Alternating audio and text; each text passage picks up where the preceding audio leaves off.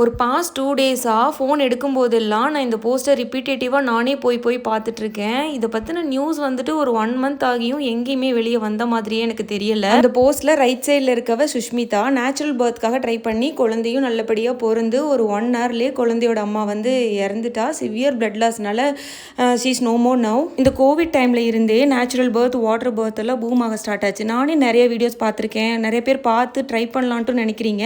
அப்படி நினைக்கிறது தப்பே கிடையாது. பட் இந்த மாதிரி கிரிட்டிக்கல் சுச்சுவேஷன் வர்றப்போ அந்த ஹாஸ்பிட்டலால் ஹேண்டில் பண்ண முடியுமான்ட்டு பாருங்கள், பார்த்து சூஸ் பண்ணுங்கள். இந்த இன்ஸ்டாவில் வந்துட்டு ரீல்ஸ் பார்த்துட்டு அதில் ரிவ்யூஸ் பார்த்துட்டு இவங்கள்ட்ட கிளாஸ் போய் அவங்கள்ட்ட போய் டெலிவரி பார்க்குறதுங்கிறதெல்லாம் வேண்டாம். எவ்வளோ ஆசையாக அந்த லேபர் வார்டுக்குள்ளே போயிருப்பா. அந்த குழந்தை பிறந்ததுக்கு அப்புறமா அதை கொஞ்சி அதுக்கு ஃபீட் பண்ணி, ஆனால் அவளுக்கு தெரியுமா 1 hour கழிச்சு நாம் இருக்க போகிறது இல்லை இந்த குழந்தை கூட அப்படின்ட்டு. அதனால தான் சொல்கிறேன், ரிஸ்க்லாம் எடுக்காதீங்க. இந்த வீடியோ போடுறதுனால அவள் திரும்ப வந்துட போகிறதெல்லாம் கிடையாது. நான் போடுறதுக்கு ஒரே நோக்கம் என்னென்னா, இதை பார்த்து ஒரு 10 இன்ஃப்ளூயன்சர் வந்து மோட்டிவேட் ஆகி போடலாம்.